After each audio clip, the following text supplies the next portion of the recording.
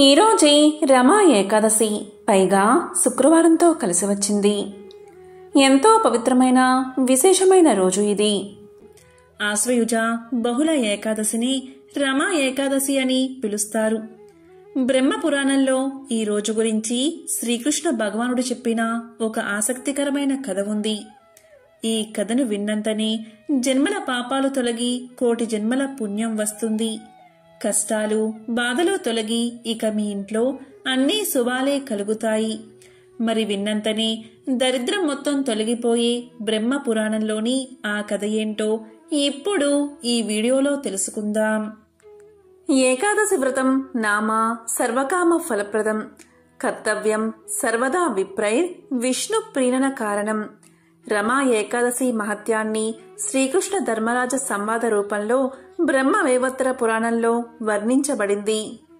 ఓ జనార్దన, శ్రీకృష్ణ, ఆశ్వయుజ మాస కృష్ణపక్షంలో వచ్చే ఏకాదశి పేరు ఏమిటి? దాన్ని నాకు వివరించండి అని కోరాడు ధర్మరాజు. అప్పుడు శ్రీకృష్ణుడు ఇలా సమాధానం చెప్పాడు.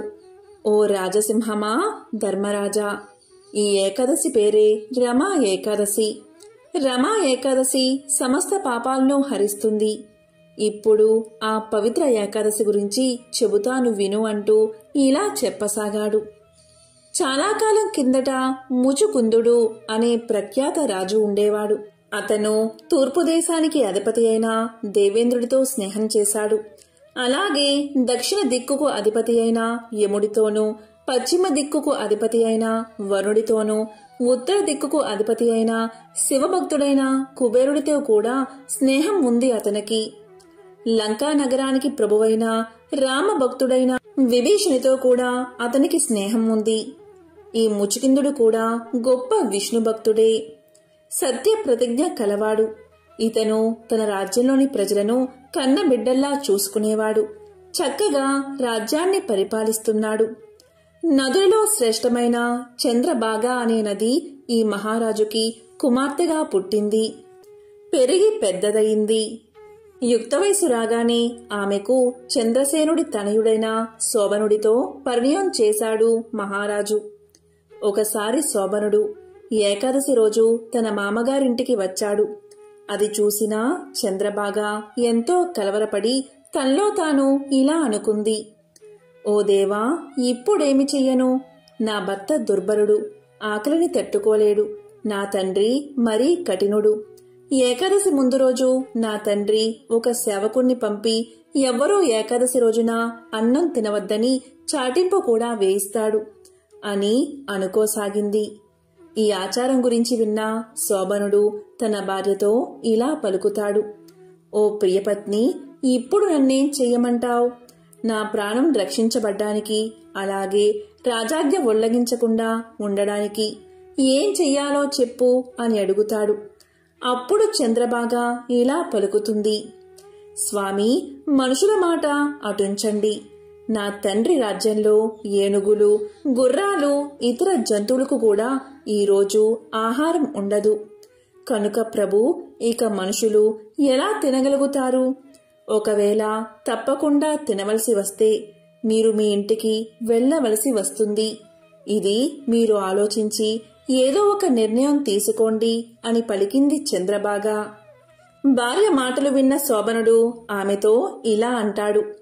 నీవు చెప్పింది అక్షరాలా సత్యమే, కానీ నాకు ఈ ఏకాదశి వ్రతపాలన చెయ్యాలని ఉంది. నాకు ఏది జరగవలసి ఉంటుందో అదే జరిగి తీరుతుంది కదా అని పలుకుతాడు. ఈ విధంగా తలచిన శోభనుడు పవిత్ర ఏకాదశి వ్రతపాలనకు ఉద్యుక్తుడు అవుతాడు. కాని అతడు ఆకలి దప్పికలతో నీరసించిపోతాడు. ఇంతలో సూర్యుడు అస్తమించే సమయం అవుతుంది. వైష్ణవులు, పుణ్యాత్ములందరూ ప్రసన్నులు అవుతారు. ఓ రాజసింహమా, ధర్మరాజా, ఆ రాత్రి వారంతా సంకీర్త అర్చనలతో గడిపేశారు. కాని ఆ రాత్రి గడపడం శోభనుడికి అసాధ్యమైపోయింది. సూర్యోదయం లోపలే అతను దేహాన్ని చాలించాడు.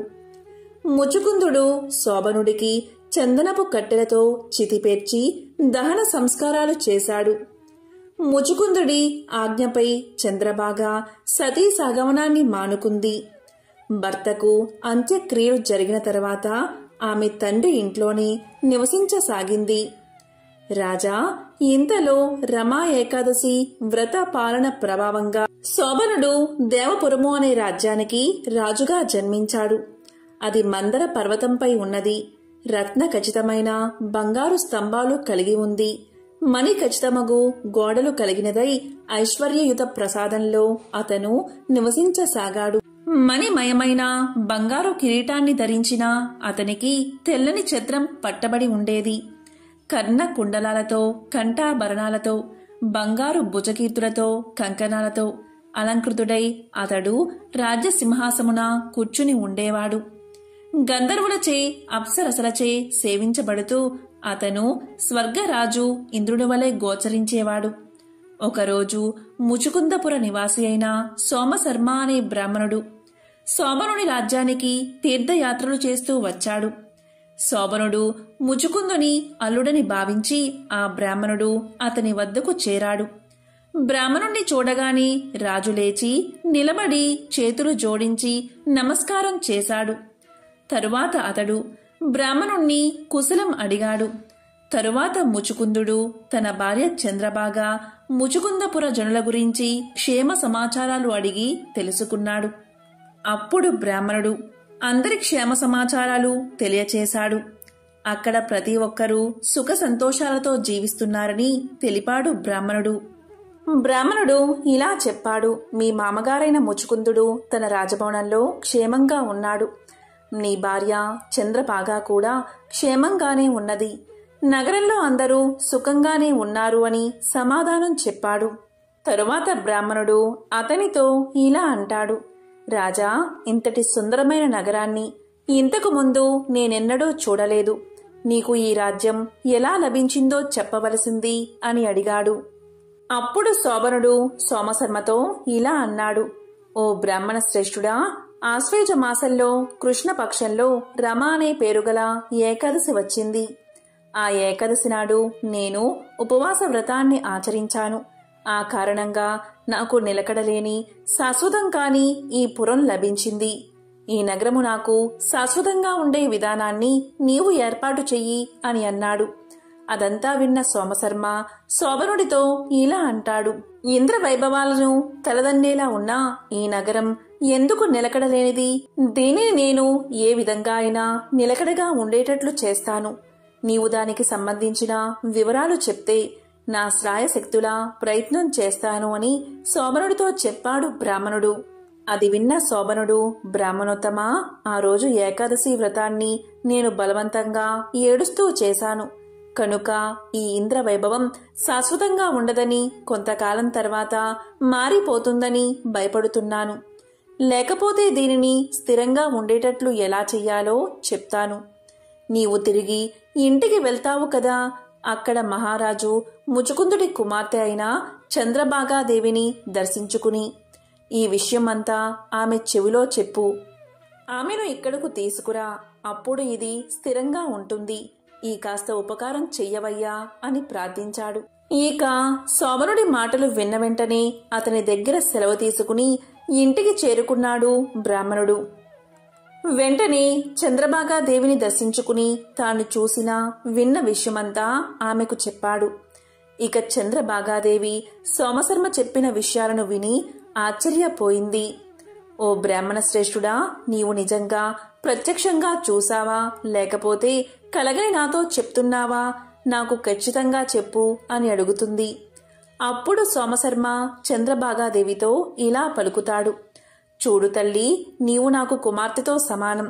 నీతో అబద్ధం చెప్పడానికి ఇంత దూరం శ్రమపడి రావాలా? నేను ప్రత్యక్షంగా నా కళ్ళతోనే చూశాను. మహావనక్షేత్రంలో అతన్ని చూశాను. అతనితో మాట్లాడాను. అతను తన నగరానికి నన్ను తీసుకుని వెళ్ళాడు. అంతా చూపించాడు. ఆ నగరం యొక్క వైభవాన్ని వర్ణించడం ఎవరి తరమూ కాదు. చూసి తీరాల్సిందే. అది స్వర్గాన్ని కూడా మించిపోయి ఉంది. శత్రువులు ఎవరు దాన్ని చేరలేరు, చేరుకోలేరు. అటువంటి నగరం స్థిరం కాదు అని శోభనుడు చెప్పాడు. దానిని శాశ్వతం చేయడం నీ చేతిలోనే ఉంది అన్నాడు. ఆ పని నీవే చేస్తావని చెయ్యాలని చెప్పాడు. అని అనగానే చంద్రభాగాదేవి అంతా విని ఎంతో ఆశ్చర్యపోయింది. ఓ బ్రాహ్మణుడా, మీరెవరో మహర్షిలా మాట్లాడుతున్నారు. నాకు కూడా నా ప్రాణనాథుణ్ణి చూడాలని కుతూహలంగా ఉంది. కనుక వెంటనే నన్ను అక్కడికి తీసుకువెళ్ళండి. నాకు సాధ్యమైతే నా వ్రతపుణ్యంతో ఆ నగరాన్ని స్థిరంగా చేస్తాను. నీవు అబద్ధం ఆడేవాడివి కాదు, కానీ నీ మాటలు ఎలా నమ్మాలో కూడా నాకు తెలియడం లేదు. మా దంపతులిద్దరినీ ఏదో ఒక విధంగా కలపడానికి ప్రయత్నం చెయ్యి. వియోగం పొందిన భార్యాభర్తలను కలిపితే మహాపుణ్యం కలుగుతుందని పెద్దలు అంటారు కదా. ఆ పుణ్యమేదో నువ్వే కట్టుకో. నన్ను తీసుకెళ్ళు, నా భర్తను చూపించు. అప్పుడు ముమ్మాటికి నీ మాట సత్యమని నేను నమ్ముతాను అని సోమశర్మతో పలుకుతుంది చంద్రభాగాదేవి. ఇక చంద్రభాగాదేవి మాటలు విన్న సోమశర్మ తాను చెప్పిన మాటను రుజువు చేసుకోవాలి అనుకున్నాడు. ఆమెను వెంటబెట్టుకుని మందర పర్వతం దగ్గర వామదేవ మహర్షి ఆశ్రమానికి చేరుకున్నాడు. వారిద్దరి విషయాలు తెలుసుకున్నాడు వామదేవ మహర్షి. ఎంతో సంతోషించాడు. ఇక చంద్రభాగాదేవిని దివ్యమైన వేద మంత్రాలతో అభిషేకించాడు. దివ్యలోకంలో ప్రవేశించడానికి యోగ్యమైన శరీరం కలదానిలా చేశాడు వామదేవ మహర్షి. మంత్ర ప్రభావం చేత ఇంతకుముందు ఆమె చేసిన ఏకాదశి వ్రత పుణ్య ప్రభావం వల్ల చంద్రభాగాదేవి దివ్య శరీరాన్ని పొంది దివ్యలోకాలకు వెళ్లగల శక్తిని పొందింది. చంద్రభాగాదేవి భర్త సాన్నిధ్యాన్ని పొందింది. శోభనుడు దగ్గరకు వచ్చిన భార్యను చూశాడు. అత్యంత సంతోషంతో నిండిపోయాడు. శోభనుడు భార్యను దగ్గరకు చేరదీశాడు. తన దివ్య సింహాసనంపై ఎడమవైపున కూర్చోబెట్టుకున్నాడు. ఇక ఆ భార్యాభర్తలిద్దరూ ఆనంద సముద్రంలో మునిగి తేలుతున్నారు. ఇక చంద్రభాగాదేవి భర్తతో ఇలా పలుకుతుంది. నేను ఒక హితవాక్యాన్ని చెబుతున్నాను. నేను నా పుట్టింట్లో 8 వయసు నుండి నా తండ్రి ఆజ్ఞ ప్రకారంగా ఏకాదశి వ్రతాన్ని ప్రతిసారి ఆచరిస్తూనే ఉన్నాను. ఆ రోజు నుంచి మా ఇంట్లోని వారందరితో నేను శాస్త్ర ప్రకారంగా శ్రద్ధాభక్తులతో కూడిన మనసుతో ఏకాదశి వ్రతాన్ని విడిచిపెట్టకుండా చేస్తున్నాను. ఆ వ్రత పుణ్య ప్రభావం వల్ల మీకు ఈ పురంలో స్థిర నివాసం ఏర్పడుతుంది. ప్రళయకాలం వరకు మనం ఇక్కడ నివసించవచ్చు అని చెప్పింది చంద్రభాగ. ఇక ఆమె దివ్యమైన రూపాన్ని ధరించింది. దివ్యమైన ఆభరణాలు అలంకరించుకుంది. శోభనుడు కూడా దివ్య దేహాన్ని ధరించాడు. ప్రియురాలు అయిన చంద్రభాగాదేవితో సహా రమా ఏకాదశి వ్రత ప్రభావం వల్ల దివ్య భోగాలను అనుభవించాడు. కనుక ఈ రమా ఏకాదశి కామధేనువు లేదా చింతామణి వంటిది. శ్రీకృష్ణుడు తన సంభాషణని కొనసాగిస్తూ, రాజా, పరమ మంగళమైన రమా ఏకాదశి మహిమను నీకు వివరించాను. దీనిని ఖచ్చితంగా పాటించేవాడు బ్రహ్మహత్యా పాతకం వంటి పాపం నుండైనా నిస్సందేహంగా బయటపడతాడు. నల్ల గోవు, తెల్ల గోవు రెండూ కూడా తెల్లని పాలే ఇచ్చినట్లు కృష్ణపక్ష ఏకాదశి, శుక్లపక్ష ఏకాదశి రెండూ కూడా వ్రతానుయాయులకు మోక్షాన్ని ప్రసాదిస్తుంది. ఈ ఏకాదశి మహిమను వినేవాడు సమస్త పాపాల నుండి బయటపడి విష్ణులోకంలో ఆనందంగా నివసిస్తాడు అని చెప్పి ముగించాడు శ్రీకృష్ణుడు. హరినామ స్మరణం సమస్త పాపహరణం. ఎంతో పవిత్రమైన విశేషమైన ఈ కథను విన్నా, చదివినా, చెప్పినా, వినిపించినా ఎలాంటి పాపాలైనా తొలగి అష్ట ఐశ్వర్యాలు, భోగ భాగ్యాలు కలుగుతాయి. రామశాస్త్రి నగరంలో పేరున్న వైద్యుడు. ఆ నగరమున్నది ఒక నది సమీపంలో. ఆ నదికి పుష్కరాలు వచ్చిన సందర్భంగా ఒక సాయంకాలం పూట రామశాస్త్రి యొక్క చిన్ననాటి స్నేహితులు అయిన శ్రీహరి, విఠలు అతని ఇంటికి వచ్చారు. శ్రీహరి బడిలో పంతులు, విఠలు ఒక గ్రామంలో న్యాయాధికారి. రామశాస్త్రి తన మిత్రులను ఊళ్ళో ఉన్న దేవాలయాలన్నిటికీ తిప్పించి చీకటి పడే వేళకి ఇంటికి తీసుకువచ్చి తన స్నేహితులకు కూడా వంట చేయమని తన భార్యకు చెప్పి ముందు గదిలోకి వచ్చి కూర్చుని తన స్నేహితులతో కబుర్లు చెప్పసాగాడు. రామశాస్త్రి తన 2 స్నేహితులతో ఇలా అన్నాడు. అతను తన విధిని నిర్వహించడంలో ఒకసారి అక్రమంగా ప్రవర్తించిన మాట తన స్నేహితులతో ఈ విధంగా చెప్పాడు. మా ఊళ్ళో ఒక గొప్ప ధనికుడు నెలలా విందు చేసి దానికి గొప్పవాళ్లను మాత్రమే ఆహ్వానించేవాడు. ఒకసారి నాకు కూడా ఆహ్వానం వచ్చింది.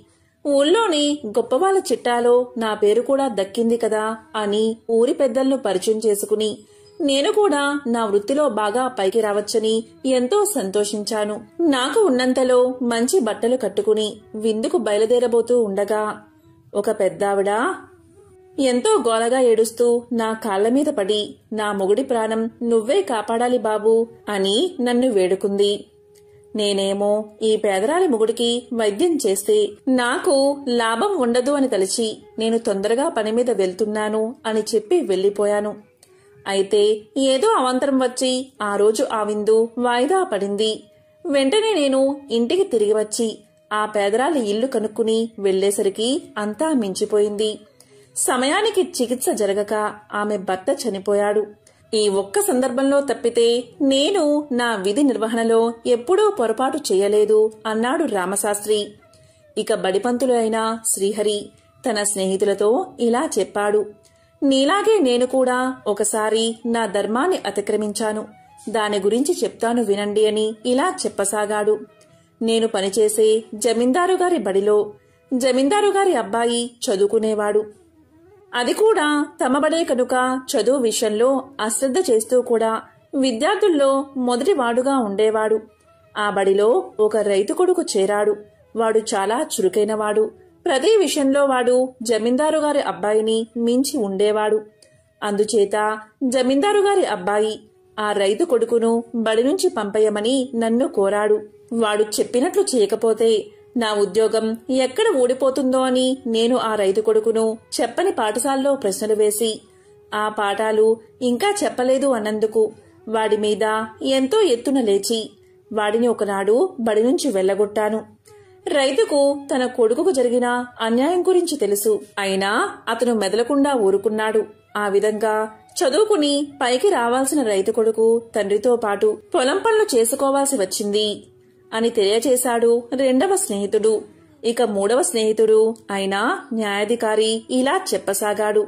మీలాగే నేను కూడా ఒకసారి నా విధిని నిర్వహించలేకపోయాను అంటూ ఇలా చెప్పసాగాడు. ఒకసారి నా దగ్గరకు ఒక వివాదం వచ్చింది. ఒక పెద్ద వ్యాపారి తన జాగాలో పెద్ద భవంతి కట్టుకున్నాడు. అతని స్థలానికి ఆనుకుని ఒక కాపు స్థలం గుడిసె ఉన్నాయి. ఎంతగా అడిగినా కాపు ఆ స్థలాన్ని వ్యాపారికి అమ్మలేదు. వ్యాపారి తన మనుషుల చేత కాపువాడి గుడిసె కూలదోసి స్థలాన్ని ఆక్రమించుకున్నాడు. ఆ నిజం నాకు తెలుసు కాని నా చెల్లెల్ని ఆ వ్యాపారి కొడుకు ఇచ్చి పెళ్లి చేసేందుకు మాటలు జరుగుతున్నాయి. ఆ వ్యాపారి బోలెడు పలుకుబడి కలవాడు.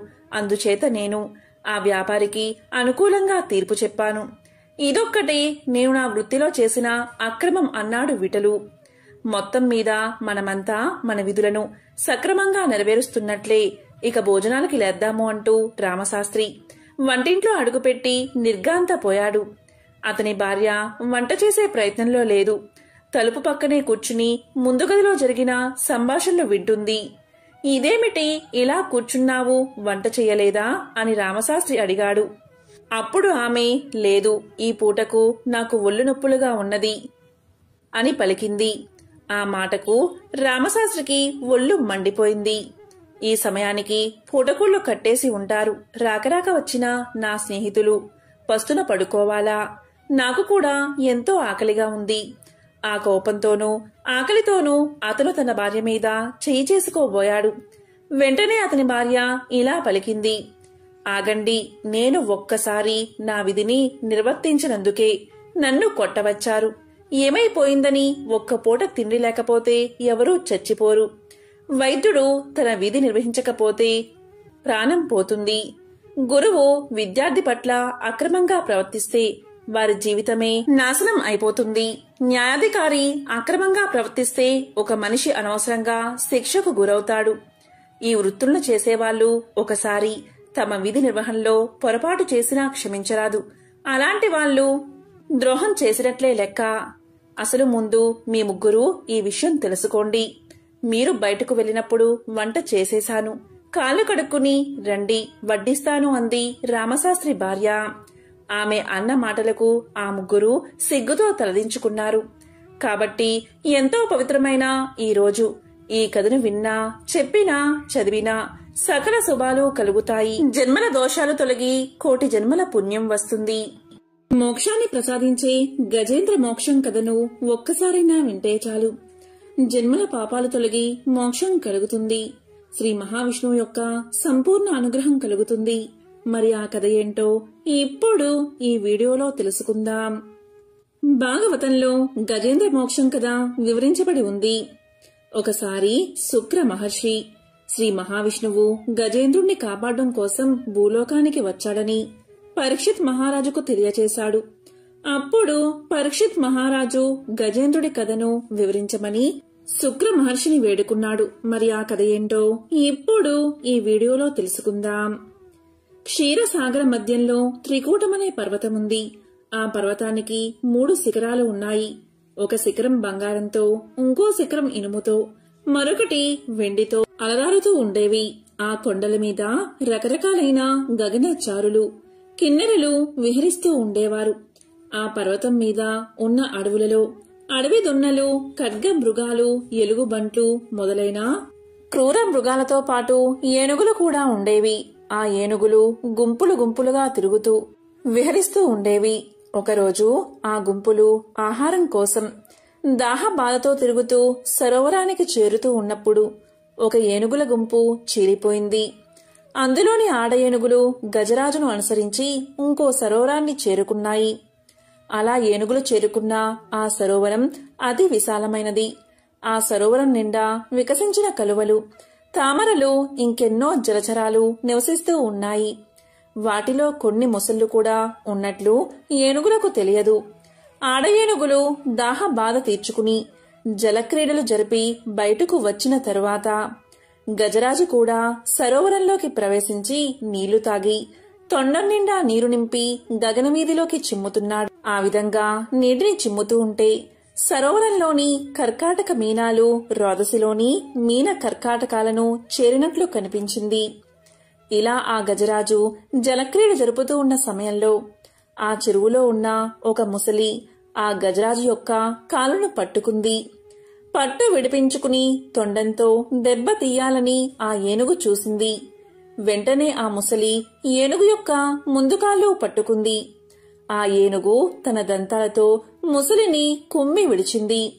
అప్పుడు ఆ ముసలి వెనుకవైపు వచ్చి ఏనుగు తోకను కుమ్మి చీల్చింది. అలా ఆ కరి మకరం ఒకదాన్ని ఒకటి కుమ్మి చీల్చుకుంటూ ఉండగా కరిబలం సన్నగిల్లుతుంది. జలమే తన నివాస స్థానం అవడం వల్ల మకరం బలం అంతకంతకు పెరుగుతూ ఉండడంతో గజరాజు నీరసిస్తుంది. ఈ విధంగా ముసలితో పోరు సాగించలేక దీనావస్థలో పడిన ఆ గజరాజు మకరాన్ని గెలవడం తన వల్ల కాదు అని నిశ్చయించుకుని తన్ని రక్షించమంటూ సర్వేశ్వరుడైన నారాయణుణ్ణి ప్రార్థించాడు. ఈ విధంగా ప్రార్థించాడు. అక్కడెక్కడో వైకుంఠపురంలోని ఓ మూల ఒక సౌధం. ఆ సౌధ పరిసరాల్లో మందారవనం, అందులో అమృత సరస్సు. అక్కడ మంచంపై లక్ష్మీదేవితో వినోదించు శ్రీమన్నారాయణుడికి ఏనుగు పాహి పాహి అని పెట్టిన కేక వినిపించగానే వెంటనే బయలుదేరాడు మహావిష్ణువు. భక్తుణ్ణి రక్షించడానికి భగవంతుడు బయలుదేరిన తీరు అమోఘం. గజేంద్రుడి ప్రాణాలు కాపాడాలి అనే ఉత్సాహంతో నిండిపోయిన విష్ణుమూర్తి లక్ష్మీదేవికి చెప్పలేదు. శంఖ చక్రాలను 2 చేతుల్లోకి తీసుకోలేదు. సేవకులనెవరినీ పిలవలేదు. గరుడ వాహనాన్ని సిద్ధపరుచుకోలేదు. చెవిదుద్దు వరకు జారిన జుట్టు చక్కదిద్దుకోలేదు. ప్రణయ కలహంలో ఎత్తిపట్టిన లక్ష్మీదేవి కొంగైనా వదల్లేదు. అలా వెళ్తున్న నారాయణ్ణి చూసి మహాలక్ష్మి తన మనసులో ఈ విధంగా అనుకుంది. ఏ దుష్ట దుశ్శాసనుడు కబంధ హస్తాల్లోనైనా చిక్కుకున్న ద్రౌపదీదేవి వంటి ఇల్లాలు మొరపెట్టుకుంటుందా? మళ్లీ పరమమూర్ఖుడైన సోమకాసురుడు వేదాలను దొంగలించడానికి వచ్చాడా? అసురులు అమరావతిపైకి దండెత్తి వస్తున్నారా? ప్రహ్లాదుడు వంటి భక్తులను హింసించే హిరణ్యాక్షుడు మళ్లీ బయలుదేరాడా అని సంశయించి ఆయన వెంట బయలుదేరింది. ఆ విధంగా గజరాజు ఉన్న సరోవరాన్ని చేరుతూనే తన సుదర్శన చక్రాన్ని విడిచిపెట్టాడు మహావిష్ణువు. ఆ సుదర్శన చక్రం విస్ఫులింగాలు చిమ్ముతూ మరుక్షణంలో సరోవరంలోకి ప్రవేశించి ఆ ముసలి తలను ఖండించింది. వెంటనే గజేంద్రుడు ఊపిరి పీల్చుకుని కొలను నుండి బయటకు వచ్చి కరణి బృందాన్ని చేరి సంతోషంతో తొండం ఎత్తి పలకరించాడు. అప్పుడు శ్రీహరి తన శంఖాన్ని పూరించాడు. ఆ పాంచజన్యపు ధ్వని శత్రుజనానికి హృదయ విదారకం, సజ్జనులకు ఉల్లాసభరితాన్ని కలిగిస్తుంది. అప్పుడు నారాయణుడు తన కర స్పర్శతో ఆ కరిని అనుగ్రహిస్తాడు. ఆ అనుగ్రహంతో ఆ గజరాజు వైకుంఠాన్ని చేరుకుంటాడు. నిరంతరం ఎవరైతే శ్రీహరిని స్మరిస్తారో వారిని ఎప్పుడూ నేను విస్మరించను అని శ్రీదేవికి చెప్పగా, ఆ లక్ష్మీదేవి దీనుల మొరవిని వారిని రక్షించే శ్రీ మహావిష్ణువుతో రావడం కంటే భాగ్యం ఏముంటుంది అని అనుకుంటుంది. గజరాజు నీటి నుండి తామర పుష్పాన్ని తీసుకువచ్చి స్వామివారి పాదాల దగ్గర పెట్టి నమస్కారం చేసింది.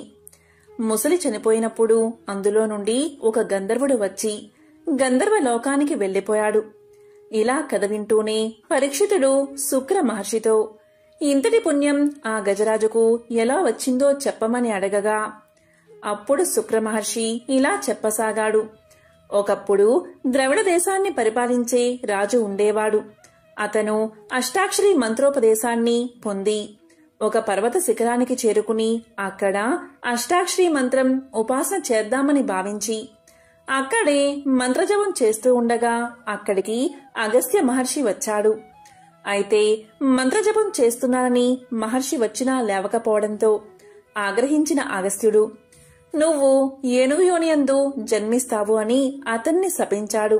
అయితే మహాపురుషులు ఏనాడైతే మీ ఇంటికి వస్తారో ఆ రోజే మీ పూజ ఫలించిందని గుర్తు పెట్టుకోవాలి అనడంతో అలా గజరాజుగా జన్మించి తన ప్రాణాలు పోయే సమయంలో గత జన్మలో చేసిన మంత్రానుష్ఠాన ప్రభావం వల్ల శ్రీమన్నారాయణుడు గుర్తుకు వచ్చి శరణాగతి చేశాడు. ఇక గంధర్వుడి విషయానికి వస్తే, గంధర్వుడు ఒకరోజు గంధర్వ కాంతలతో నీటిలో నిలబడి స్నానం చేస్తూ ఉండగా అక్కడికి బాగా చిక్కిపోయిన ఒక మహర్షి రాగా అతన్ని అపహాస్యం చేశాడు ఆ గంధర్వుడు. గంధర్వ కాంతలు నవ్వుతారని అనుకుని నీటి లోపల నుండి వచ్చి ఆ మహర్షి కాలని లాగాడు గంధర్వుడు. దీంతో మహర్షి నీటిలోకి పడిపోయాడు. అప్పుడు ఆగ్రహించిన మహర్షి, నీకు నీటి అడుగు నుండి వచ్చి కాలులాగే అలవాటు ఉంది కనుక అలా చేసే ముసలివై జన్మించమని శపించాడు. ఆ విధంగా సుదర్శన చక్రంతో తల నరకబడగా అతనికి శాప విమోచనం కలిగింది. అందుకే గంధర్వుడయ్యి గంధర్వ లోకానికి వెళ్లిపోయాడు. ఈ విధంగా గజేంద్ర మోక్షం కథను శుక్ర మహర్షి పరీక్షిత్ మహారాజుకు తెలియజేశాడు.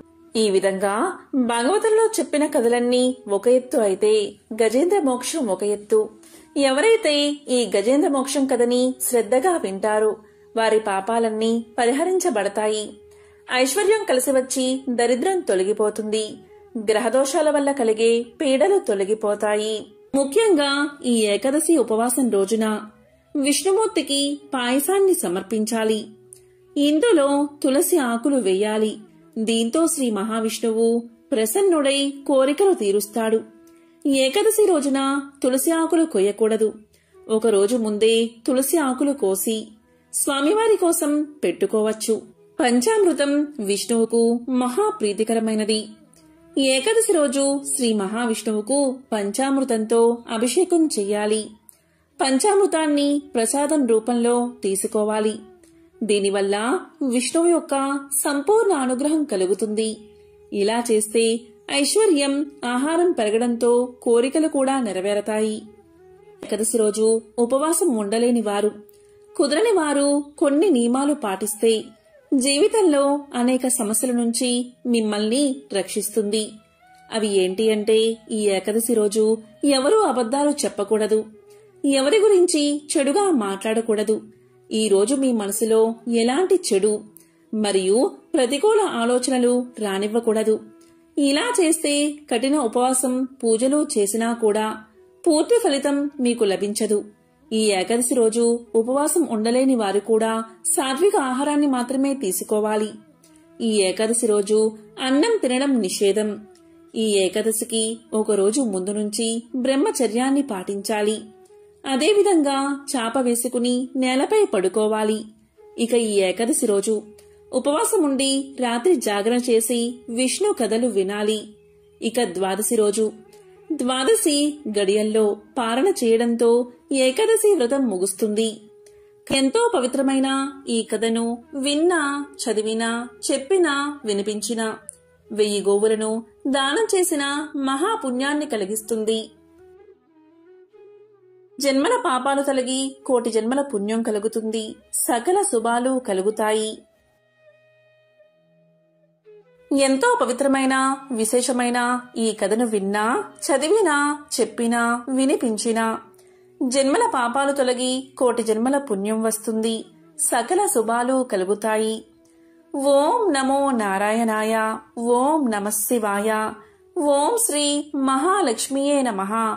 ఓం శ్రీ మాత్రే నమః.